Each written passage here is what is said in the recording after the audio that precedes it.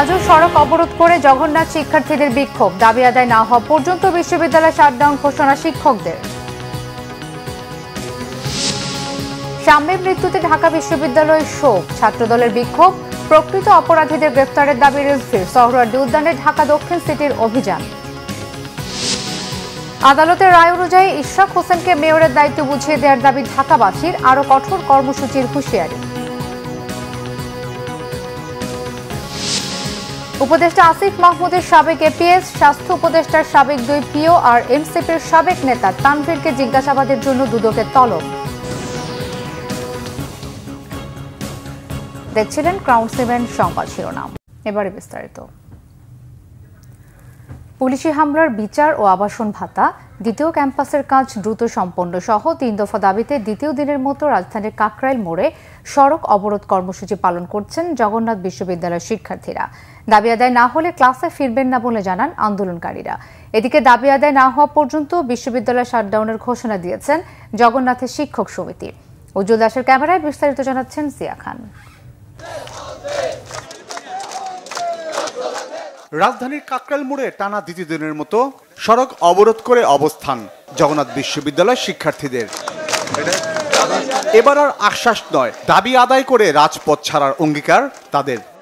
করতে পারে, হয়তো আবারও আমরা আহত হব, আমাদের ভাই বোনরা আহত হবে, কিন্তু এটা দিয়ে তো মানে স্টুডেন্টদের দমায় রাখা যায় না কখনো। ঠিক আছে, তো এটা চলতেই থাকবে, আমরা দাবি আদায় করেই ছাড়বো। খাওয়া নেই, ঘুম নেই, এই অবস্থায় শুয়ে আছি। আমাদের ছোট ছোট ভাই বোন আছে, আমরা সিনিয়র, আমরা তাদেরকে যতটুকু পারছি হেল্প করছি, কিন্তু এটা এইভাবে সম্ভব হচ্ছে না। ইন্টারিমকে এটা একটা সমাধানে আসতে হবে। 3 দফা দাবির সঙ্গে তাদের উপর পুলিশের হামলার বিচার চান। আমাদের ক্ষমতার উপর আপনারা বসে কিভাবে সাহস পান? আপনি আমাদের উপর বুলেট ছুড়ার, আমাদের ভাই, আমাদের শিক্ষক, আমাদের ফ্রেন্ড, সবার উপর কিভাবে আপনারা সাহস পান? ইয়া করে এটার সুষ্ঠু তদন্ত করতে হবে। আমরা নিজেরাও এটা বুঝতে পারি না কেন আমাদের ন্যায্য অধিকার আদায়ের এইখানে আমাদের উপর হামলা করা হলো। এর আগেও এনসিপির আওয়ামী লীগের নিষেধের জন্য ওরা দাবি করছে, ওদের কি করছে, সিটি কর্পোরেশন থেকে ঠান্ডা পানি দিছে, আর আমাদের যে টিয়ার শেল কি বলে গরম পানি এগুলো দিছে। সরকারের দৃষ্টিভঙ্গি নিয়ে ক্ষোভ প্রকাশ করলেন আন্দোলনকারীরা। আমাদের বিশ্ববিদ্যালয়ের ভাইদের রক্তের উপর থেকে দাঁড়িয়ে তারা কিন্তু এই সিটের জায়গা দখল করেছে। এখন আমাদের বিশ্ববিদ্যালয়ের শত শত শিক্ষার্থী যাদের রক্তের উপর দাঁড়িয়ে তারা গদিতে বসে আছে, তাদেরকে তারা এখন অবমাননা শুরু করেছে, তাদেরকে এখন দাম দিচ্ছে না। আমাদের যে 20 বছরের যে ক্ষোভ, আমাদের হল নেই, মাথার উপর একটা ছাদ নেই, আজকে কোনো 20টা বছর ধরে আমরা একটা টাকা আবাসন ভাতা পাচ্ছি না। এই ক্ষোভ থেকেই মূলত বোতলটা মেরেছে। আর তবে ও যেটা করেছে এর জন্য অন্যায়, এটা আমাদের বিশ্ববিদ্যালয় থেকে ব্যবস্থা নেবে এর জন্য। শিক্ষার্থীদের সঙ্গে শিক্ষকরাও রাজপথে থেকে দাবি আদায়ের ঘোষণা দেন। যতক্ষণ পর্যন্ত আমরা পজিটিভ রেসপন্স না পাবো, আমরা আমাদের স্টেজে এখানেই আছি, আমরা অবস্থানে থাকব এবং আমরা প্রত্যাশা করব যে আমাদের জুলাই বিপ্লবের ফসল এই সরকার খুব দ্রুত শিক্ষার্থীদের যে ন্যায্য দাবি সেই দাবিগুলো মেনে নিবে এবং আমাদের মধ্যে এসে ঘোষণা দিবে এবং সেই ঘোষণা পাওয়ার সাথে সাথেই আমরা স্থান ত্যাগ করব। কাকরাইল মোড় অবরোধের কারণে যান চলাচল বন্ধ হয়ে যায়, যার চাপ পড়ে আশপাশের সড়কগুলোতে। ভোগান্তিতে পড়তে হয় সাধারণ মানুষকে।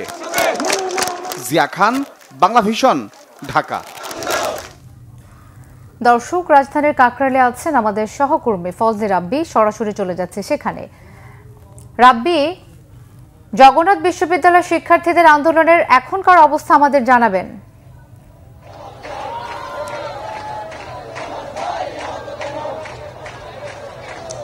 জি ধন্যবাদ মিথিল। আপনি জানেন যে বৈরী আবহাওয়া উপেক্ষা করে আজ কিন্তু দ্বিতীয় দিনের মতো জগন্নাথ বিশ্ববিদ্যালয়ের শিক্ষার্থীরা আন্দোলন চালিয়ে যাচ্ছে। আপনি ঠিক দাঁড়িয়ে আছে এই মুহূর্তে কাকরাইল মোড়ে, আপনি দেখতে পাচ্ছেন এখানে কিন্তু আসলে এখন পর্যন্ত বিভিন্ন স্লোগানে কিন্তু আসলে উত্তাল হয়ে আছে এই কাকরাইল মোড়। এবং শিক্ষার্থীরা তাদের যে দাবি দেওয়া, তাদের যে 3 দফা দাবি, এই 3 দফা দাবি যতক্ষণ না পর্যন্ত মানা হচ্ছে ততক্ষণ পর্যন্ত তারা কিন্তু আসলে তাদের সমস্ত ধরনের শিক্ষা কার্যক্রম কিন্তু আসলে বন্ধ ঘোষণা করেছে। এবং এই একটা বিষয় আপনি জানেন যে 3 দফা দাবির মধ্যে অন্যতম একটা দাবি যে আবাসন পর্যন্ত পরিশোধ না করা হয় তারা কিন্তু দাবি দেওয়া চালিয়ে যাবে। তো একটু আগে কিন্তু আসলে বিশ্ববিদ্যালয় প্রশাসন গণমাধ্যমের মুখোমুখি হয় এবং গণমাধ্যমের মুখোমুখি হয়ে প্রশাসন কিন্তু জানায় যে সরকারের তরফ থেকে এখন পর্যন্ত আসলে কোনো ধরনের মেসেজ বা কোনো ধরনের আলোচনা হওয়ার যে সবুজ সংকেত সেটা কিন্তু এখন পর্যন্ত আসেনি। ফলে শিক্ষার্থী বা যে বিশ্ববিদ্যালয় প্রশাসন আছে তারা বারবার বলছে যে তাদের আসলে এই যে দাবি দেওয়া, এই দাবি দেওয়া আসলে কিন্তু অন্তর্বর্তী সরকার মেনে নেবে কিনা সেই সংশয় কিন্তু থেকে যাচ্ছে। পাশাপাশি আপনি জানেন গতকাল কিন্তু প্রধান উপদেষ্টার বাসভবন যমুনামুখী কিন্তু আসলে যে শিক্ষার্থীরা যে কর্মসূচি পালন করে সেই কর্মসূচিতে হামলা চালানো হয়। এই হামলাকে কেন্দ্র করে কিন্তু তাদের জড়িত থাকার যারা পুলিশ যাদেরকে হামলা চালিয়েছে এই হামলাকারীদের আসলে চিহ্নিত করে তাদেরকে দ্রুত আইনের আওতায় নিয়ে আসার দাবি জানাচ্ছে। তো এই ছিল মোটামুটি আমার কাছে কাকরাইল থেকে সর্বশেষ অবস্থা। মিথিলা। রাব্বি, আপনাকে ধন্যবাদ। রাজধানী কাকরাইলে গতরাতে তথ্য উপদেষ্টা মাহফুজ আলমকে লক্ষ্য করে পানির বোতল নিক্ষেপের ঘটনায় ক্ষুব্ধ প্রতিক্রিয়া জানিয়েছে জাতীয় নাগরিক পার্টি এনসিপি। এনসিপির শীর্ষ নেতারা বলছেন, সমালোচনা গণতান্ত্রিক অধিকার, কিন্তু শারীরিক লাঞ্ছনা বর্বরতা। মাহফুজ আলমের সঙ্গে যা হয়েছে তার চেয়ে নিকৃষ্ট আর কি হতে পারে সে প্রশ্ন করেছেন তারা। জগন্নাথ বিশ্ববিদ্যালয়ে আন্দোলনরত শিক্ষার্থীদের সঙ্গে কথা বলতে বুধবার রাতে কাকরাইল মসজিদের সামনে গিয়েছিলেন উপদেষ্টা মাহফুজ আলম। সেখানে কথা বলার এক পর্যায়ে তাকে লক্ষ্য করে একটি প্লাস্টিকের পানির বোতল ছুড়ে মারা হয়। মাহফুজ আলমের সঙ্গে যা ঘটেছে সেটিকে হামলা হিসেবে বর্ণনা করে এর নিন্দা জানিয়েছেন এনসিপির নেতারা। সাম্য হত্যাকে কেন্দ্র করে সামাজিক যোগাযোগ মাধ্যমে গুপ্ত সংগঠনের লোকজন মিথ্যা প্রোপাগান্ডা ছড়াচ্ছে বলে দাবি করেছেন ছাত্রদলের সভাপতি রাকিবুল ইসলাম রাকিব। আর বিশ্ববিদ্যালয়ের প্রক্টরের গাফিলতির কারণে সাম্যকে প্রাণ হারাতে হয়েছে বলে দাবি করেছেন ছাত্রদলের ঢাকা বিশ্ববিদ্যালয়ের সভাপতি গণেশ চন্দ্র রায় সাহস। সাম্য হত্যার বিচারের দাবিতে ভিসির বাসভবনের সামনে অবস্থান কর্মসূচি থেকে এসব কথা বলেন তারা। এদিন সাম্যের প্রতি শ্রদ্ধা জানিয়ে বিশ্ববিদ্যালয় প্রশাসন অর্ধবেলা সকল ক্লাস ও পরীক্ষা স্থগিত রাখে। বিস্তারিত জানাচ্ছেন মামুন আব্দুল্লাহ। ঢাকা বিশ্ববিদ্যালয়ের স্যার এফ রহমান হল শাখা ছাত্রদলের সাহিত্য ও প্রকাশনা সম্পাদক শাহরিয়ার আলম সাম্য নিহতের প্রতিবাদে পূর্ব নির্ধারিত কর্মসূচির অংশ হিসেবে ভিসির বাসভবনের সামনে অবস্থান নেয় ছাত্রদল। সকাল থেকে বিভিন্ন কলেজ ও বিশ্ববিদ্যালয়ের ছাত্রদলের নেতাকর্মীরা অবস্থান নেন ভিসির বাসভবনের মূল ফটকে। এ সময় সহপাঠী ও দলীয় কর্মী হত্যার সুষ্ঠু বিচার দাবি করেন তারা। এখানে যারাই পড়ে ম্যাক্সিমাম ছাত্রগুলা মেধাবী এবং খুবই ভালো ছাত্ররাই চান্স পায়, তারাই লেখাপড়া করে, তারাই তো দেশ পরিচালনা করবে, দেশের জন্য কাজ করবে। এইভাবে যদি দিনের পর দিন লাশ হইতে থাকে, মৃত্যু হইতে থাকে, অকালে মৃত্যু ঘটে, তাহলে দেশের মানুষের কি হবে? আমরা খুনিদের দৃষ্টান্তমূলক শাস্তি চাই, আমরা খুনিদের ফাঁসি চাই। একই সাথে ঢাকা বিশ্ববিদ্যালয়ের প্রশাসন যারা সাধারণ শিক্ষার্থীদের নিরাপত্তা দিতে ব্যর্থ হয়েছে তাদের পদত্যাগ দাবি করছি। অবস্থান কর্মসূচিতে অংশ নেন ছাত্রদলের কেন্দ্রীয় সভাপতি। বলেন, সাম্য হত্যা নিয়ে নোংরা রাজনীতি করছে একটি দল। সাম্য হত্যায় প্রক্টরের গাফিলতির অভিযোগ ঢাকা বিশ্ববিদ্যালয়ে ছাত্রদলের সভাপতির। সাম্য হত্যার কারণে উদ্ভূত পরিস্থিতিতেও বাংলাদেশের গুপ্ত সংগঠন রয়েছে, বিভিন্নভাবে সাম্যকে খাটো করে সোশ্যাল মিডিয়ায় প্রপাগান্ডা চালিয়ে যাচ্ছে। তাদের বিরুদ্ধে আমাদের সুস্পষ্ট কিছু অবস্থান রয়েছে। এখন পর্যন্ত বিশ্ববিদ্যালয়ের বিসি স্যার এবং প্রক্টর স্যারের কাছ থেকে সুস্পষ্ট কোনো বক্তব্য আমরা এখন পর্যন্ত পাইনি। ঢাকা বিশ্ববিদ্যালয় ক্যাম্পাসে নিরাপত্তার যে দেখভালের অবস্থা সেটা প্রক্টর, অবশ্যই প্রক্টরকে এখানে এই পদ থেকে সরাতে হবে এবং এই দায় ভিসিও কোনোভাবে এড়াতে পারে না। এজন্য আমরা ভিসিকেও যথোপযুক্ত আইনের আওতায় নিয়ে সেই পদে বহাল থাকার ন্যূনতম আর রাখে কিনা। এদিকে ঢাকা বিশ্ববিদ্যালয়ের শিক্ষা ও গবেষণা ইনস্টিটিউটের মাস্টার্সের শিক্ষার্থী শাহরিয়ার আলম সাম্য হত্যার ঘটনায় বৃহস্পতিবার শোক পালন করে বিশ্ববিদ্যালয় প্রশাসন। এদিন অর্ধবেলা ক্লাস ও পরীক্ষাও স্থগিত রাখা হয়। ক্লাস পরীক্ষা ছিল, পরীক্ষা ক্যান্সেল করে দিয়েছে, ক্লাস ছিল, ক্লাসও ক্যান্সেল হয়ে গেছে, কেউ আসতেছে না, শিক্ষকেরও নাই। যাদের ওই যে কাজ থাকে তারা আসার পরে চলে যাচ্ছে। বিভাগীয় কার্যক্রম চলতেছে, ক্লাস এবং পরীক্ষা সময় বন্ধ রয়েছে আর কি। ছাত্ররা তো আসে না, আমরা নোটিশ দিয়ে জানিয়ে দিয়েছি। এদিকে সরওয়ার্দী উদ্যানে নিরাপত্তা জোরদারে এবং উদ্যানের সুষ্ঠু পরিবেশ ফিরিয়ে আনতে অভিযান চালায় ঢাকা দক্ষিণ city corporation. Mamun Abdullah, Bangla vision, Dhaka. ডানে বামে সব দিকে তাকিয়ে দেশ শাসন করতে অন্তর্বর্তী সরকারকে পরামর্শ দিয়েছেন বিএনপির সিনিয়র যুগ্ম মহাসচিব রুহুল কবির রিজভী। তিনি বলেন, না হলে কেউ রক্ষা পাবেন না, জনগণ ধরে ফেলবে। বৃহস্পতিবার জাতীয় প্রেস ক্লাবের সামনে ঢাকা বিশ্ববিদ্যালয়ের ছাত্র সাম্য হত্যাকাণ্ডের প্রতিবাদে আয়োজিত মানববন্ধনে একথা বলেন তিনি। উত্তরাঞ্চল ছাত্র ফোরাম আয়োজিত মানববন্ধনে রিজভী বলেন, আওয়ামী লীগ তো ক্ষমতায় নেই, দানবীয় শাসনও এখন নেই। বিগত 15 বছর তাদের দৌরাত্মে বিরোধী মতের ছাত্ররা নিপীড়নের শিকার ছিল। এখন কেন বিশ্ববিদ্যালয়ে লাশ পড়বে প্রশ্ন রেখে রিজভী বলেন, 5 তারিখের পর সবাই শান্তি চেয়েছিল, কি অন্যায় ছিল সাম্যের এমন প্রশ্নও রাখেন তিনি। বলেন, নদী আগ্রাসনের বিরুদ্ধে কথা বলায় আবরারকে জীবন দিতে হয়েছে। সাম্য হত্যার পেছনে রাজনৈতিক কারণ আছে উল্লেখ করে রিজভী বলেন, পুলিশ গ্রেফতার করেছে 3 ভবঘুরেকে। সাম্য হত্যায় দায়ীদের দৃষ্টান্তমূলক শাস্তির দাবি জানান বিএনপির এই নেতা। অন্তর্বর্তীকালীন সরকার আপনাদেরকে আমরাও সমর্থন করেছি, এখনো করে যাচ্ছি, কিন্তু এনসিপি যখন আপনাদের এই যমুনার দিকে যায় তখন তাদের সাদরে বরণ করেন। আর জগন্নাথ বিশ্ববিদ্যালয়ের ছেলেরা তাদের আবাসনের জন্য গেল, তাদেরকে আপনারা উপহার দিলেন লাঠিচার্জ, তাদেরকে উপহার দিলেন টিয়ার গ্যাস। আপনাদের আচরণের মধ্যে এই দ্বিচারিতা কেন? সুতরাং ডানে বামে সব দিকে তাকিয়ে যথাযথভাবে দেশ শাসন করুন, না হলে কেউ রক্ষা পাবেন না। কোনো বিশেষ রাজনৈতিক দল বা কোনো আদর্শকে প্রতিষ্ঠিত করতে গেলে আপনারা কিন্তু জনগণ ধরে ফেলবে। আদালতের রায় ও নির্বাচন কমিশনের প্রজ্ঞাপন জারির পরও ইশরাক হোসেনকে মেয়রের দায়িত্ব বুঝিয়ে না দেয়ায় ক্ষোভে ফুঁসছেন ঢাকা দক্ষিণের বাসিন্দারা। দ্রুত শপথের ব্যবস্থা করতে স্থানীয় সরকার মন্ত্রণালয়ের প্রতি আবারও আহ্বান জানিয়েছেন ঢাকাবাসী। নয়তো শনিবার নগর ভবন থেকে বিক্ষোভ মিছিল কর্মসূচির ঘোষণা করেছেন ঢাকা দক্ষিণ সিটি কর্পোরেশনের বাসিন্দারা। মিরাজ হোসেন গাজীর রিপোর্ট, ক্যামেরায় ইনামুল হাবিব রুবেল। নগরবাসী তাদের ভোটে নির্বাচিত মেয়রকে দায়িত্ব বুঝিয়ে দেওয়ার দাবিতে দ্বিতীয় দিনের মতো ঢাকা দক্ষিণ সিটি কর্পোরেশনের বাসিন্দাদের এই বিক্ষোভ। আগের দিনের ঘোষিত কর্মসূচি ছিল নগর ভবনের নিচতলায় গণ অবস্থান, কিন্তু সকাল থেকে প্রধান ফটক তালাবদ্ধ থাকায় সামনের সড়কেই অবস্থান নিয়ে বিক্ষোভ করতে থাকেন তারা। ইশরাক হোসেনকে যারা দায়িত্ব বুঝিয়ে দিচ্ছেন না, তারা পলাতক ফ্যাসিস্টের দোসর বলে অভিযোগ করেন ঢাকাবাসী ভোটাররা। আমাদের ইঞ্জিনিয়ার ইশরাক হোসেনকে অবিলম্বে শপথ করিয়ে তার দায়িত্ব তাকে বুঝিয়ে দিবে, আর যদি তা না করে যে কোনো অনাকাঙ্ক্ষিত ঘটনার জন্য যারা এই পরিস্থিতি সৃষ্টি করেছে তারা দায়ী থাকবে। আমাদের আরো কঠোর থেকে কঠোর কর্মসূচি হবে। কর্মসূচি দিয়ে আন্দোলন সংগ্রামের মাধ্যমে আমাদের ন্যায্য পাওনাটুকু আমাদের ইঞ্জিনিয়ার ইশরাক সাহেব বুঝে নেবে। আমরা ঢাকা দক্ষিণবাসী ঐক্যবদ্ধভাবে আজকে রাজপথে আছি এবং ইশরাকের শপথ না হওয়া পর্যন্ত আমাদের আন্দোলন সংগ্রাম চলছে এবং চলছে। গণতান্ত্রিক অধিকার ফিরে পাওয়ার জন্য আমরা ইঞ্জিনিয়ার ইশরাক হোসেন সাহেবকে আমরা মেয়র হিসেবে দেখতে চাই। কোন অদৃশ্য শক্তির কারণে এটা কালক্ষেপণ করা হচ্ছে, আমরা নগরবাসী আসলে জিনিসটা বুঝতে পারতেছি না।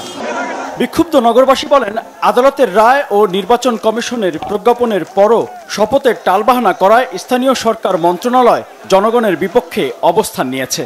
হাসিনার প্রেতাত্মারা এখনো সচিবালয়ে আছে, তারাই আজকে কলুষিত করতে চাচ্ছে এবং জনগণকে ভিন্ন খাতে প্রবাহিত করতে চাচ্ছে। অন্তর্বর্তী সরকারের সংশ্লিষ্ট ডিপার্টমেন্টকে বলবো, আপনারা এটাকে ডিলে না করে অতি শীঘ্র এটাকে অ্যাকসেপ্ট করে তাকে শপথ বাক্য পাঠ করানো হোক। ইঞ্জিনিয়ার ইশরাক হোসেনকে তার যোগ্য মর্যাদায় বসতে দেন। বেলা 11টার দিকে প্রধান ফটক খুলে ভিতরে প্রবেশ করেন বিক্ষুব্ধ ঢাকাবাসী। ভবনের নিচতলায় অস্থায়ী মঞ্চে গণ অবস্থান কর্মসূচি শুরু করেন ঢাকাবাসী। আমরা এবার বসে থাকবো, প্রয়োজন অবস্থান কর্মঠ হবে, আমরা অনশন দমন করবো, কিন্তু আইন ফলো করতে হবে, কারণ এখন জনগণের সরকার, এখন আর স্বৈরাচার নাই, বিধায় আমাদের আইন মানতে হবে। আমাদের যে আন্দোলন করতে হবে এটা আমরা কল্পনা করতে পারি না, এটা তো সেটেল ইস্যু। আদালত কর্তৃক রায় হচ্ছে, তাকে বসতে দেওয়া হবে, এবং যদি বসতে না দেওয়া হয় টালবাহানা করে আমরা তীব্র আন্দোলন করবো। আবার অবিলম্বে ইশরাকের শপথ গ্রহণ করা হোক, অন্যথায় আমরা এলাকায় এলাকায় আমাদের সিটি কর্পোরেশনের যে ট্যাক্স খাজনা আছে, খাজনা বন্ধ করে দিতে বাধ্য হব। আগামী শনিবার সকাল 10টায় আমরা এই নগর ভবনে উপস্থিত হব, নগর ভবনে জড়ো হব।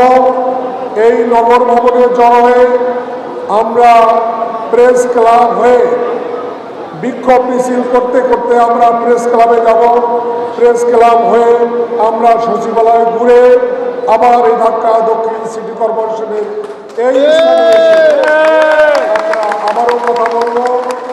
দ্রুত সময়ের মধ্যে ইশরাক হোসেনকে শপথ গ্রহণের ব্যবস্থা করে দায়িত্ব বুঝিয়ে দেয়া না হলে পুরো ঢাকা অচল করার মতো কর্মসূচির হুঁশিয়ারি দেন ঢাকা দক্ষিণ সিটি কর্পোরেশনের ভোটাররা।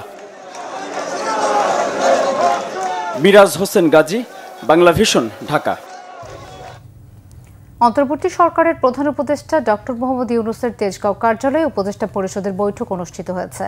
বৃহস্পতিবার উপদেষ্টা পরিষদের বৈঠকে সভাপতিত্ব করেন প্রধান উপদেষ্টা।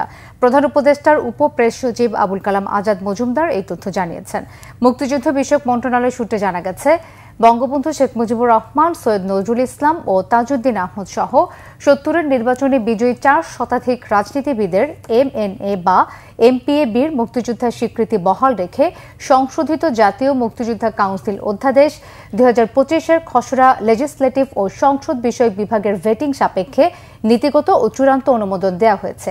এর ফলে মুক্তিযুদ্ধের সহযোগীর সংজ্ঞা পরিবর্তন করায় প্রবাসী সরকার তথা মুজিবনগর সরকারের সবাই মুক্তিযোদ্ধা হিসেবেই বহাল থাকবেন। বিএনপির স্থায়ী কমিটির সদস্য মির্জা আব্বাস বলেছেন, কুকুরের মুখ থেকে বাঘের মুখে পড়েছে জাতি। সিন্দাবাদের ভূত ঘাড়ে চেপে বসেছে, নামতে চায় না। ঘাট থেকে ঝাঁকি দিয়ে এদের নামিয়ে নির্বাচন আদায় করে নিতে হবে বলেও মন্তব্য করেন তিনি। বিকেলে জেলা শিল্পকলা একাডেমিতে কুমিল্লা বিভাগের বিএনপির সদস্য ফর্ম বিতরণ ও সদস্য নবায়ন কর্মসূচির উদ্বোধনী সভায় মির্জা আব্বাস আরও বলেন, এই সরকারের বিরুদ্ধে কোনো মিডিয়ায় কোনো কথা নেই। এদেশের স্বাধীনতা, সার্বভৌমত্ব নিরাপদ নয় এই সরকারের হাতে। এই সরকারের সাঙ্গপাঙ্গরায় লুটপাট, ব্যাংক ডাকাতি করছে। ৯০,০০০ কোটি টাকা গত ৮ মাসে পাচার হয়েছে। মির্জা আব্বাস অভিযোগ করেন, উপদেষ্টাদের অনেকের বাপ চাচারা ব্যবসা শুরু করেছে, ঘুষ খাওয়া শুরু করেছে। বলেন, নীতি নির্ধারণের বিষয়ে কোনো সিদ্ধান্ত নেওয়ার অধিকার নেই অন্তর্বর্তী সরকারের। বাঘের মুখে পড়েছি। সিন্দাবাদের বুড়ো আমাদের ঘাড়ে চেপে বসেছে, ঘাড় থেকে আর নামতে চান না। ওনাকে ঘাড় থেকে ঝাঁকি দিয়ে নামাতে হবে। আমাদের নির্বাচন হাসিল করতে হবে, আদায় করে নিতে হবে। জনগণের ভোটের অধিকার আমাদের ন্যায্য অধিকার, এটা আমাদের পাওনা, হিসাবের পাওনা। আমরা বুঝে নিতে চাই, আমরা ভিক্ষা চাই না। অন্তর্বর্তীকালীন সরকার নির্বাচন দেওয়া সরকার, দেশের কোন নীতি নির্ধারণী বিষয়ে সিদ্ধান্ত নেওয়ার অধিকার তাদের নাই। স্থানীয় সরকার ও ক্রীড়া উপদেষ্টা আসিফ মাহমুদ সজীব ভুঁইয়ার সাবেক সহকারী একান্ত সচিব মোয়াজ্জেম হোসেন, স্বাস্থ্য উপদেষ্টা নূরজাহান বেগমের সাবেক 2 ব্যক্তিগত কর্মকর্তা তুহিন ফারাবী ও ডাক্তার মাহমুদুল হাসান এবং জাতীয় নাগরিক পার্টির সাবেক যুগ্ম সদস্য সচিব ABM গাজী সালাউদ্দিন আহমেদ তানভীরকে জিজ্ঞাসাবাদের জন্য তলব করেছে দুর্নীতি দমন কমিশন দুদক। তাদের হাজির হওয়ার জন্য নোটিশ ইস্যু করেছেন দুদকের অনুসন্ধান কর্মকর্তা। দুদক মহাপরিচালক আক্তার হোসেন এই বিষয়ে বলেছেন, তুহিন ফারাবী ও মাহমুদুল হাসানকে 20 মে জিজ্ঞাসাবাদের জন্য ডাকা হয়েছে। গাজী সালাউদ্দিন আহমেদ তানভীরকে 21 মে এবং মোয়াজ্জেম হোসেনকে ডাকা হয়েছে 22 মে। তাদের বিরুদ্ধে কেনাকাটায় কমিশন ও বদলি বাণিজ্য সহ বিভিন্ন দুর্নীতির অভিযোগ রয়েছে। গত 22 এপ্রিল স্থানীয় সরকার মন্ত্রণালয়ের উপদেষ্টা আসিফ মাহমুদ সজীব ভুঁইয়ার APS মোয়াজ্জেম হোসেনকে অব্যাহতি দেওয়া হয়। তার বিরুদ্ধে ওঠা অভিযোগের বিষয়ে দুদককে তদন্তের অনুরোধ জানান উপদেষ্টা আসিফ মাহমুদ সজীব ভুঁইয়া। এর আগে দুর্নীতির অভিযোগ ওঠায় স্বাস্থ্য উপদেষ্টা নূরজাহান বেগমের প্রিয় ছাত্র প্রতিনিধি তুহিন ফারাবীকে অব্যাহতি দেওয়া হয়। গত 21 এপ্রিল জাতীয় নাগরিক পার্টির যুগ্ম সদস্য সচিব গাজী সালাউদ্দিন তানভীরকে দল থেকে সাময়িক অব্যাহতি দেওয়া হয়। তার বিরুদ্ধে পাঠ্য বই ছাপানোর কাগজ কেনায় কমিশন বাণিজ্যের অভিযোগ রয়েছে। ক্ষমতার অপব্যবহার, তদবির বাণিজ্য, চাঁদাবাজি, টেন্ডার বাণিজ্য সহ নানাবিধ দুর্নীতি এবং অনিয়মের আশ্রয়ে নামে বেনামে অবৈধ সম্পদ অর্জনের অভিযোগে ইতিমধ্যে অনুসন্ধান কার্যক্রম শুরু হয়েছে। তাদেরকে ভিন্ন ভিন্ন তারিখে ডাকা হয়েছে। ঋণের কিস্তি প্রদান, LC সহ মঞ্জুরি পত্রের শর্ত ভঙ্গ করে মানি লন্ডারিং অপরাধ সহ প্রতিষ্ঠানের অনুকূলে প্রদানকৃত মোট ঋণের 404 কোটি টাকা আত্মসাৎ তথা রাষ্ট্রীয় ক্ষতি সাধন করার অপরাধ অনুসন্ধানকালে প্রমাণিত হওয়ায় ন্যাশনাল ব্যাংক লিমিটেডের কর্মকর্তা, কর্মচারীবৃন্দ এবং পরিচালনা পর্ষদের একটি মামলা রুজু হয়েছে। এদিকে স্থানীয় সরকার ও ক্রীড়া উপদেষ্টা আসিফ মাহমুদ সজীব ভুঁইয়ার সাবেক সহকারী একান্ত সচিব মোয়াজ্জেম হোসেন, স্বাস্থ্য উপদেষ্টা নূরজাহান বেগমের সাবেক ব্যক্তিগত কর্মকর্তা ছাত্র প্রতিনিধি তুহিন ফারাবী ও জাতীয় নাগরিক পার্টির সাবেক যুগ্ম সদস্য সচিব ABM গাজী সালাউদ্দিন আহমেদ তানভীরের দুর্নীতি তদন্তের অগ্রগতি জানতে দুদকের সামনে অবস্থান কর্মসূচি পালন করেছে বাংলাদেশ যুব অধিকার পরিষদ। বেলা 11:30 জাতীয় প্রেস ক্লাবে জমায়েত হয়ে মিছিল নিয়ে দুদকের সামনে গিয়ে অবস্থান নেন যুব অধিকার পরিষদের নেতাকর্মীরা। অবস্থান কর্মসূচি থেকে 5 সদস্যের একটি প্রতিনিধি দল দুদক চেয়ারম্যানের সঙ্গে সাক্ষাৎ করে তদন্তের অগ্রগতির বিষয়ে লিখিতভাবে জানতে চান। এ সময় চেয়ারম্যান জানান, কাজ চলমান রয়েছে। প্রতিনিধি দলে ছিলেন গণ অধিকার পরিষদের উচ্চতর পরিষদ সদস্য ও গণমাধ্যম সমন্বয়ক আবু হানিফ, যুব অধিকার পরিষদের সভাপতি মঞ্জুর মোর্শেদ মামুন, সাংগঠনিক সম্পাদক মুনতাজুল ইসলাম, অর্থ সম্পাদক সৈয়দ মাহবুবুর রহমান সহ সভাপতি রাহুল ইসলাম সোহেল। প্রধান উপদেষ্টার প্রেস সচিব শফিকুল আলম বলেছেন, ৫ আগস্টের পর গণমাধ্যম অভূতপূর্ব স্বাধীনতা ভোগ করছে। জাতীয় প্রেস ক্লাবে এক আলোচনায় তিনি বলেন, সরকার কোনো সাংবাদিককে চাকরিচ্যুত করেনি। মালিকপক্ষ পুঁজি ও ব্যবসায়িক স্বার্থে সাংবাদিকদের চাকরিচ্যুত করে। সরকার এখানে কি করতে পারে প্রশ্ন তুলে প্রেস সচিব বলেন, চাকরিচ্যুতরা শ্রম আইনে মামলা করতে পারেন। প্রধান উপদেষ্টার প্রেস সেক্রেটারি আরও বলেন, অনেক সম্পাদক এখন নীতি নৈতিকতা নিয়ে কথা বলছেন, কিন্তু ফ্যাসিবাদী আমলে তারা সংগ্রামের সম্পাদক আবুল আসাদকে টেনে হিচড়ে অফিস থেকে বের করে নিয়ে আসার ঘটনার কোনো নিন্দা জানাননি। ১৬৮ জনের অ্যাক্রেডিটেশন কার্ড বাতিলের সিদ্ধান্ত ভুল ছিল জানিয়ে বলেন, সাংবাদিকদের অ্যাক্রেডিটেশন দেয়া হবে। ২৬৬ জন সাংবাদিকের বিরুদ্ধে হত্যা মামলা প্রসঙ্গে তিনি আরও বলেন, কেউ মামলা করলে সরকারের পক্ষে ঠেকানো অসম্ভব। ফ্যাসিবাদের দোসর সাংবাদিকদের ভুল স্বীকার করে ক্ষমা চাওয়ার আহ্বানও জানান তিনি। রাজস্ব অধ্যাদেশ বাতিল এবং টেকসই রাজস্ব সংস্কারের দাবিতে কাস্টমস, ভ্যাট ও ট্যাক্স বিভাগের বিভিন্ন দপ্তরে এবং জাতীয় রাজস্ব বোর্ডের প্রধান কার্যালয়ে দ্বিতীয় দিনের মতো কলম বিরতি কর্মসূচি পালিত হয়েছে। শনিবার ১৭ মে বিকেল ৩টার মধ্যে দাবি মানা না হলে নতুন কর্মসূচির ঘোষণা করা হবে বলে জানিয়েছে এনবিআর সংস্কার ঐক্য পরিষদ। বৃহস্পতিবার বিকেলে এক সংবাদ সম্মেলনে এসব জানানো হয়। এনবিআর সংস্কার ঐক্য পরিষদের নেতারা বলছেন, এনবিআর সংস্কার পক্ষে তারাও, তবে বেশ কিছু বিষয়ে দ্বিমত রয়েছে তাদের। অধ্যাদেশের মাধ্যমে যে সংস্কারের প্রস্তাব করা হয়েছে তা দেশের রাজস্ব ব্যবস্থায় বিপর্যয় সৃষ্টি করবে বলেও দাবি তাদের। এনবিআর সংস্কার কমিশনের প্রস্তাবনা কেন জনসম্মুখে প্রকাশ করা হলো না তা নিয়েও প্রশ্ন তোলেন পরিষদের নেতারা। বৃহস্পতিবার সকাল 10টা থেকে দুপুর 3টা পর্যন্ত কলম বিরতি কর্মসূচি পালন করে এনবিআর সংস্কার ঐক্য পরিষদ। তবে আন্তর্জাতিক যাত্রী সেবা, রপ্তানি কার্যক্রম এবং জাতীয় বাজেট প্রণয়ন কার্যক্রম এই কর্মসূচির আওতার বাইরে রয়েছে। বিডিআর বিদ্রোহের ঘটনায় বিস্ফোরক দ্রব্য নিয়ন্ত্রণ আইনে করা মামলায় কাশিমপুর কেন্দ্রীয় কারাগার থেকে জামিনে মুক্তি পেলেন ২৭ জন। কারা কর্তৃপক্ষ জানিয়েছে, বৃহস্পতিবার সকাল 10টায় তারা মুক্তি পান। এ সময় কারা ফটকে তাদের আত্মীয় স্বজনরা উপস্থিত ছিলেন। এর আগে সোমবার বিডিআর বিদ্রোহের মামলায় 40 আসামির জামিন মঞ্জুর করে আদেশ দেন আদালত। আসামি পক্ষের আবেদনের পরিপ্রেক্ষিতে গেল সোমবার কেরানীগঞ্জে অবস্থিত ঢাকা কেন্দ্রীয় কারাগারে স্থাপিত বিশেষ আদালতের বিচারক ইব্রাহিম মিয়া বিডিআর বিদ্রোহের ঘটনায় বিস্ফোরক দ্রব্য নিয়ন্ত্রণ আইনে করা মামলায় 40 জনের জামিন আবেদন মঞ্জুর করেন। জাতীয় ঐকমত্য কমিশনের সহ সভাপতি অধ্যাপক ডক্টর আলী রিয়াজ বলেছেন, বাংলাদেশের মানুষ চায় না বারবার ফ্যাসিবাদের উত্থান ঘটুক। তারা এমন একটি গণতান্ত্রিক রাষ্ট্রের আকাঙ্ক্ষা করে যেখানে সবার সমান ও নাগরিক অধিকার নিশ্চিত হবে। তাই তারা জুলাই অভ্যুত্থানে প্রাণের বিনিময়ে ফ্যাসিবাদের পতন ঘটিয়েছে।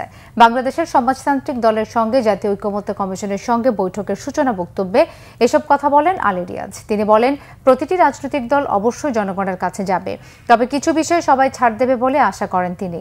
সবার ঐক্যবদ্ধ প্রচেষ্টায় দেশকে গণতন্ত্রের পথে নিয়ে যাওয়ার আশা প্রকাশ করেন বাসদের কেন্দ্রীয় সাধারণ সম্পাদক বজলুর রশিদ ফিরোজ।